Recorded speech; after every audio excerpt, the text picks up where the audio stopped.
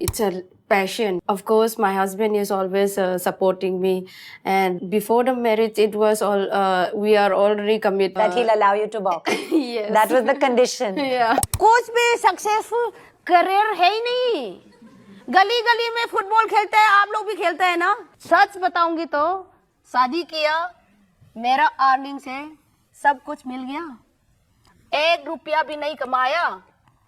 लड़की का कमाई खा के बेच सकता है ये इंसान। ये allegation how many men she has been having a relationship. Hey everyone, welcome back to spill word.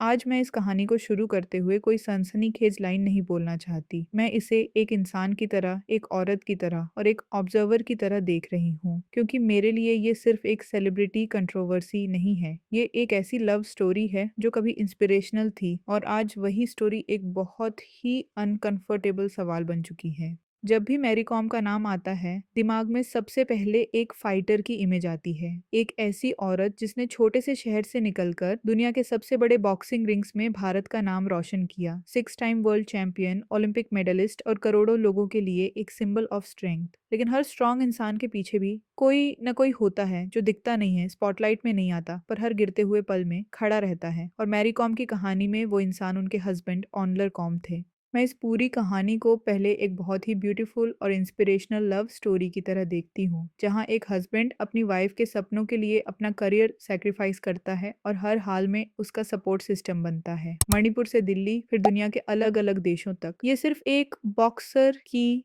Journey नहीं थी, ये एक कपल की जर्नी थी। रिपोर्ट्स के मुताबिक जब मैरी कॉम पहली बार बड़े टूर्नामेंट्स के लिए बाहर गईं, तो उनके डॉक्यूमेंट्स से लेकर ट्रैवल, ट्रेनिंग, बच्चों की देखभाल, इमोशनल स्टेबिलिटी, हर चीज में ऑनलर कॉम एक बैकबोन की तरह खड़े रहे।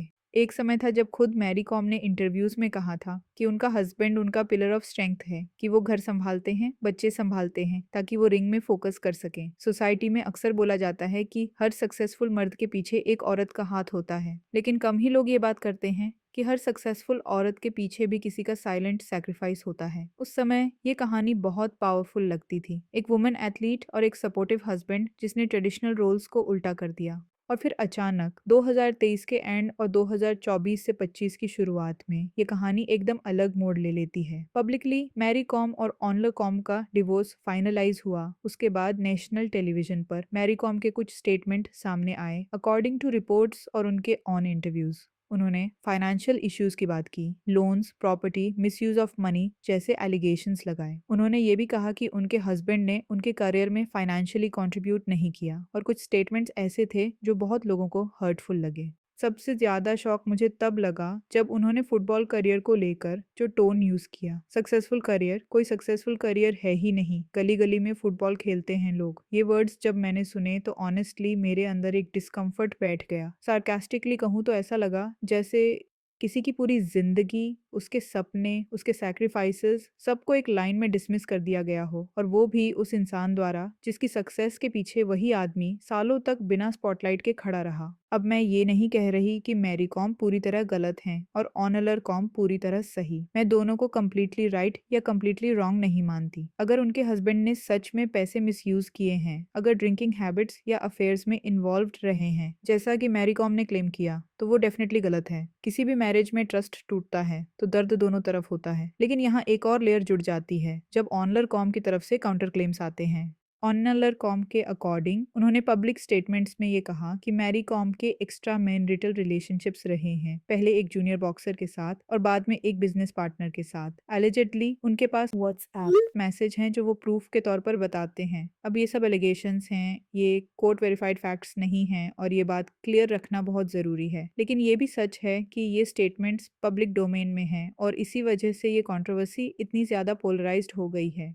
एक तरफ मैरी कॉम कह रही हैं कि उनके हस्बैंड ने फाइनेंशियली उन्हें नुकसान पहुंचाया, दूसरी तरफ हस्बैंड कह रहा है कि इमोशनल बिट्रेयल हुआ है। बीच में फंसे हैं बच्चे, मेमोरीज और एक ऐसी लव स्टोरी जिसे कभी आइडियल कहा जाता था। और फिर आता है वो हिस्सा जहां सोशल मीडिया अपना काम करता है, इंटरनेट जज बन जाता है। कमेंट्स, रिएक्शंस, आउटरेज, सिंपैथी, सब कुछ एक साथ। एक कमेंट लिखा गया, respect to the man for sacrificing his life to make his wife life. दूसरा comment, you have lost all the respect I had for you. Being from the north east myself, I was always proud of you, but disrespecting footballers by saying road side football players can't be a career was unacceptable. Most footballers start from local grounds. Your words reflected arrogance, which was deeply disappointing.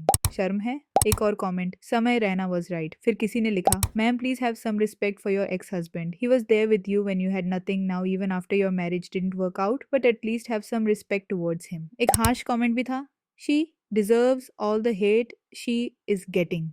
और फिर एक बहुत strong emotional comment, I watched Mary Kom के husband के interviews and I been observing Mary Kom के own behaviour for years now. वो आपकी अदालत में अपनी इमेज क्लीन करने गई थी. Cause the rumours of her extra marital affair with a younger man have been circulating for a long time. People openly abuse her on social media. She probably thought her husband isn't in the limelight, so what damage could he really do? I absolutely despise women with such low morals. ये सारे comments पढ़ते हुए एक बात साफ दिखती है, लोग सिर्फ फैक्ट्स पर रिएक्ट नहीं कर रहे, लोग इमोशंस पर रिएक्ट कर रहे हैं. बिट्रेयल का परसेप्शन, सैक्रिफाइस का रिस्पेक्ट और पब्लिक ह्यूमिलिएशन का दर्द, ये सब मिलकर एक नैरेटिव बना रहे हैं. अब यहाँ मेरा पर्सनल पॉइंट ऑफ व्यू बहुत क्लियर है और मैं उसे छुपाना नहीं चाहती. मुझे लगता है कि मैरी कॉम की सक्सेस के पीछे उनके हस्बैंड का इमोशनल और फिजिकल सपोर्ट बहुत बड़ा रीजन था. बच्चों को संभालना, घर को संभालना, ट्रैवल के दौरान साथ रहना, ये सब इनविजिबल लेबर है जिसे सोसाइटी अक्सर कुछ नहीं करना कह देती है. जब एक औरत घर संभालती है तो हम उसे हाउसवाइफ कहते हैं और कहते हैं कि वो बहुत बड़ा काम कर रही है. जब एक मर्द वही करता है तो सडनली सवाल उठता है, तुम करते क्या हो? और फिर उसी इंसान के बारे में नेशनल टेलीविजन पर ये कहना कि कोई करियर था ही नहीं, मुझे पर्सनली बहुत इनसेंसिटिव लगता है. थोड़ी सी सार्कास्टिक ऑनेस्टी के साथ कहूँ तो ये ऐसा है जैसे आप किसी के 20 इयर्स के सैक्रिफाइसेस को एक श्रग में उड़ा दो. हाँ, अगर फाइनेंशियल मिसयूज हुआ है तो वो एक सीरियस एलिगेशन है. अगर ड्रिंकिंग या अफेयर्स के इश्यूज रहे हैं तो वो भी मैरिज को तोड़ने के लिए काफी हैं. लेकिन जिस तरह से पब्लिक प्लेटफॉर्म पर एक इंसान को रिड्यूस कर दिया गया, उसके फेलियर्स को हाईलाइट करके, उसके सैक्रिफाइसेस को इरेज करके, वो मुझे डिस्टर्ब करता है. डिवोर्स फाइनलाइज होने से पहले किसी और के साथ क्लोज रिलेशनशिप में आना, चाहे लीगली रॉन्ग ना हो, मॉरली कंफ्यूजिंग जरूर है. ये वो ग्रे एरिया है जहाँ कोई भी पूरी तरह संत नहीं होता लेकिन कोई डेविल भी नहीं होता. फिर भी परसेप्शन बनता है और परसेप्शन ही सोशल मीडिया की अदालत में वर्डिक्ट बन जाता है. साथ ही मैं ये भी मानती हूँ कि मैरी कॉम ने देश के लिए बहुत कुछ किया है. उन्होंने इंडिया को कई बार प्राइड फील करवाया है. उनकी अचीवमेंट्स, उनकी मेहनत, उनकी स्ट्रगल को कोई डिनी नहीं कर सकता. इसलिए उनकी पर्सनल लाइफ की वजह से उनके लुक्स या कैरेक्टर पर गंदे कमेंट्स करना भी बिल्कुल गलत है. क्रिटिसिज्म बिहेवियर पर हो सकता है, चॉइसेस पर हो सकता है, लेकिन बॉडी शेमिंग और कैरेक्टर असैसिनेशन एक अलग ही लो लेवल है. तो मेरे लिए ये पूरी कहानी एक इमोशनल और कॉम्प्लिकेटेड सिचुएशन है जहाँ दर्द भी है, बिट्रेयल के आरोप भी हैं, सैक्रिफाइस भी है और रिस्पेक्ट की कमी भी. ये सिर्फ गॉसिप नहीं है, ये एक टूटते हुए रिश्ते की कहानी है जिसमें दोनों तरफ से मिस्टेक्स हो सकती हैं और दोनों तरफ से पेन है. और शायद सबसे दुखद बात यह है कि जो कहानी कभी perfect supportive husband and champion wife की मिसाल थी, आज वही कहानी हु बिट्रेड हुम के सवाल में बदल चुकी है. मैं यहाँ किसी को फाइनल वर्डिक्ट देने नहीं बैठी हूँ. कोर्ट अपना काम करेगा, टाइम अपना काम करेगा और शायद सच कभी पूरी तरह सामने आए या शायद कभी नहीं आए. लेकिन as an observer, as a woman, as someone who believes in emotional honesty, मुझे ये जरूर लगता है कि रिस्पेक्ट का टोन, चाहे रिश्ता टूट भी जाए, टूटना नहीं चाहिए. अब सवाल आपसे है, आप इस पूरी सिचुएशन को कैसे देखते हैं? क्या आपको लगता है कि ये एक साइडेड नैरेटिव है या दोनों तरफ से गलतियां हुई हैं? क्या सैक्रिफाइस को बाद में डिसमिस करना सही है या पब्लिक प्लेटफॉर्म पर पर्सनल पेन को ऐसे एक्सपोज करना अनअवॉइडेबल था? नीचे कमेंट्स में बताइए कि आपका क्या पॉइंट ऑफ व्यू है. अगर आपको ये conversation style deep dive discussion पसंद आई हो तो वीडियो को लाइक कीजिए, चैनल को सब्सक्राइब कीजिए और ऐसे ही रियल कॉम्प्लिकेटेड ह्यूमन स्टोरीज पर रिस्पॉन्सिबल तरीके से बात करने के लिए हमारे साथ जुड़े रहिए. मैं मिलूंगी आपसे नेक्स्ट एपिसोड में एक और कहानी के साथ, एक और सवाल के साथ. टिल देन टेक केयर और सोचते रहिए, क्योंकि हर स्टोरी में सिर्फ हीरो और विलन नहीं होते, कभी कभी सिर्फ टूटे हुए इंसान होते हैं.